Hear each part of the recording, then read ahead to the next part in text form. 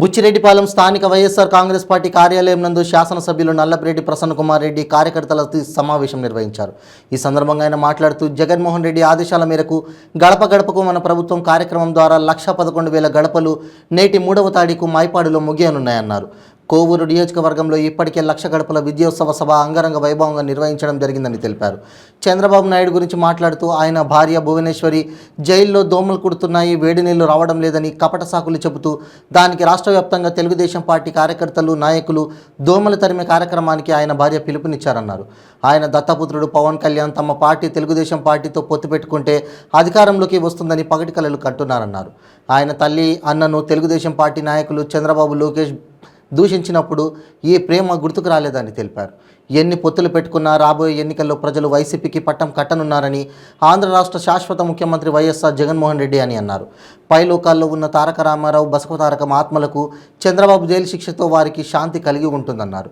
చంద్రబాబును బహిరంగంగా ఉరితీయాలని, అప్పుడే ఆంధ్ర రాష్ట్రానికి పట్టిన పీడ పోతుందన్నారు. ఈ కార్యక్రమంలో స్థానిక నాయకులు, కార్యకర్తలు, అభిమానులు తదితరులు పాల్గొన్నారు.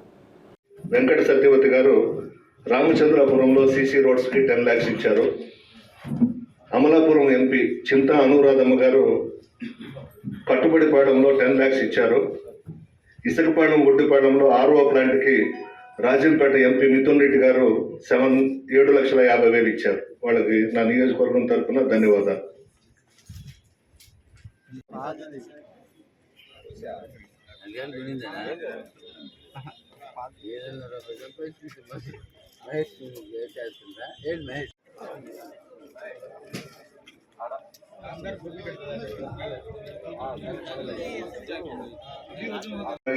ఇవన్నీ కూడా వాళ్ళకి చెప్పడం జరుగుతుంది. మంచి ప్రోగ్రాం ఇచ్చారు జగన్మోహన్ రెడ్డి గారు. ఈ కార్యక్రమాన్ని అంతా కూడా విజయవంతం చేయాలని చెప్పేసి ఇక్కడ మీటింగ్ పెట్టుకున్నాం. ఐపాక్ వాళ్ళు కూడా రావడం జరిగింది. వాళ్ళు కూడా సలహాలు సూచనలు ఇచ్చారు. ఇకపోతే చంద్రబాబు నాయుడు రాజమండ్రి జైల్లో ఉన్నాడు. తప్పు చేశాడు కాబట్టి చట్టం తన పని తాను చేసుకుపోయింది. అరెస్ట్ చేశారు, రాజమండ్రి జైల్లో పెట్టారు. దానికి ఏందో వైఎస్ఆర్ మన తెలుగుదేశం పార్టీకి సంబంధించిన నాయకులు, కార్యకర్తలు, జనసేన నాయకులు, కార్యకర్తలు రకరకాలుగా మాట్లాడుతూ ఉన్నారు. ముఖ్యమంత్రి గారికి సంబంధం లేదు ఈ ఇష్యూలో. చంద్రబాబు నాయుడు ప్రజల డబ్బు ముఖ్యమంత్రిగా ఉన్నప్పుడు 371 కోట్లు ఆయన కుమారుడు లోకేష్ ద్వారా, ఆయన PA శ్రీనివాస్ ద్వారా నేరుగా చంద్రబాబు నాయుడు ఇంటికే డబ్బులు వెళ్ళాయి. CID విచారణలో తేలింది. ఆ విచారణ కూడా చిన్న చితకగా చేయలేదు. వాళ్ళు దాదాపు 4,000 పేజీలు విచారించారు. ఎవరిని కూడా వదిలిపెట్టలేదు. ఆడ దొరికాడు. దానికి ఎందుకో ఏందేందో ప్రోగ్రామ్స్, నిరాహార దీక్షలంట. ఆయన భార్య అయితే దోమలు కొడుతున్నాయంట జైల్లో. అది సహజమే కదా, అదొక పెద్ద ఇష్యూనా? రాత్రి ఏదో ప్రోగ్రాం పెట్టారు. నేను అనుకుంటున్నాను భువనేశ్వరమ్మ బాధపడింది కదా ఆయన భర్తకి దోమలు కొడుతున్నాయని. ఈ విధంగా రాష్ట్రం అంతటా కూడా ఈ మోత మోగించి డ్రమ్ములు ఇవన్నీ కొడితే దోమలు వెళ్ళిపోతాయేమోననే కార్యక్రమాన్ని పెట్టుకున్నారు. రాత్రి సిగ్గుందా కొద్దిగన్నా? ఆయన ఏమన్నా దేశ నాయకుడా, లేకపోతే దేశం కోసం ఏమన్నా ఆయన పోరాటాలు చేశాడా? 2 ఎకరాలు ఉన్న ఆసామి ఈరోజు 4,00,000 కోట్లకు అధిపతి. ఎక్కడి నుంచి వచ్చాయి? ఏ వ్యాపారాలు చేస్తే వచ్చినాయి చంద్రబాబు నాయుడు నీకు? ఎందుకు అంత ఇరగ తీసుకుంటున్నారు? అసలు క్యాడర్లోనే సింపతి లేదు ఇతని మీద.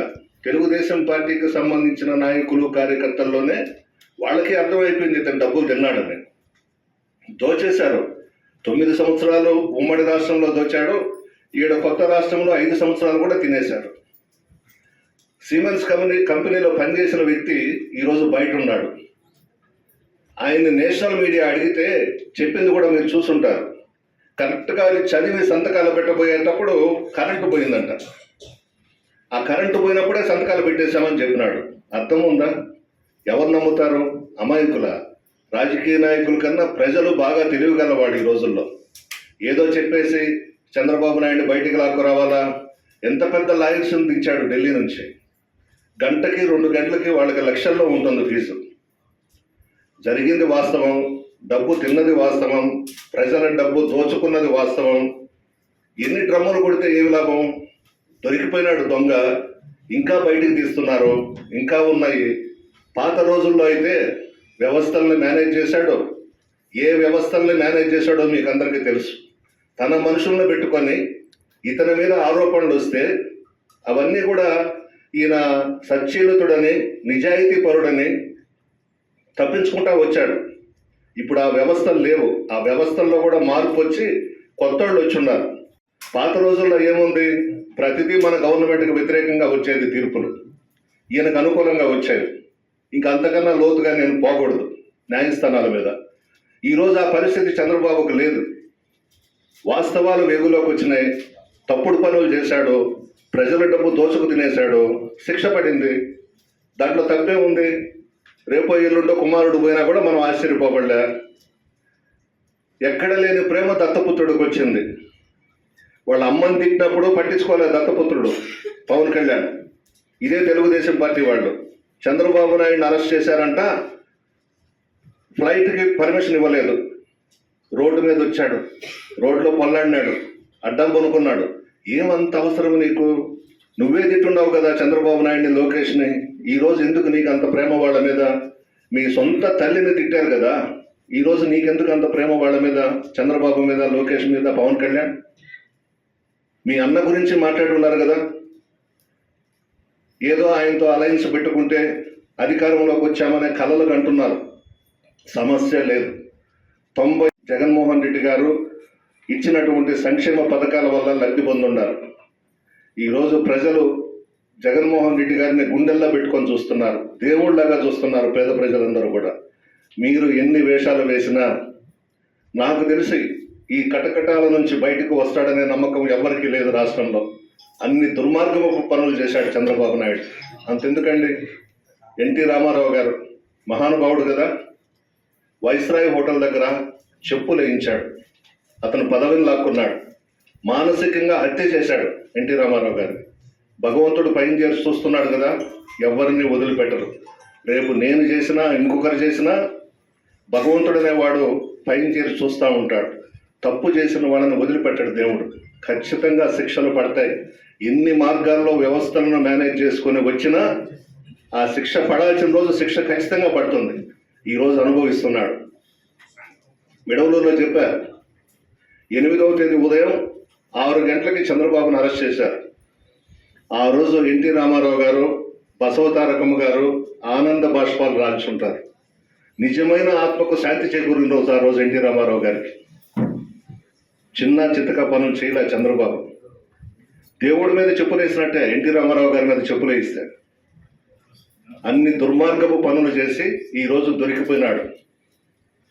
మా నాని చెప్పాడు, గుడివాడ ఎమ్మెల్యే, దోమలు పుట్టక రంబాబు రోసి కన్ను కొడతారా వచ్చి చంద్రబాబు నాయుడు కానీ. వాస్తవమే కదా, దోమలు పుట్టక ఏం కుడతాయి? ఇప్పుడు మనల్ని కుట్టడం లేదా?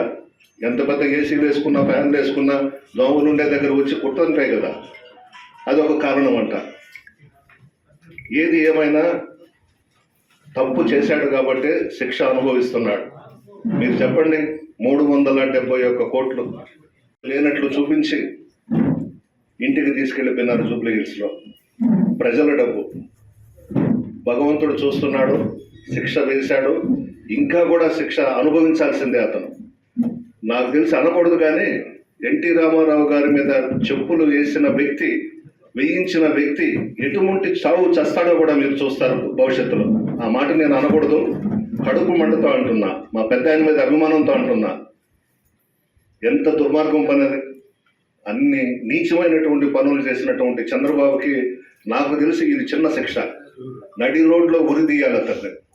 అతను చేసినటువంటి ఎన్టీ రామారావు గారికి ద్రోహం చేసినటువంటి విషయానికి ఈరోజు రాష్ట్ర ప్రజల డబ్బు 371 కోట్లు తిన్నదానికి ఈ శిక్ష సరిపోదు. రాజమండ్రి జైల్లో పెట్టే శిక్ష అతనికి సరిపోదు.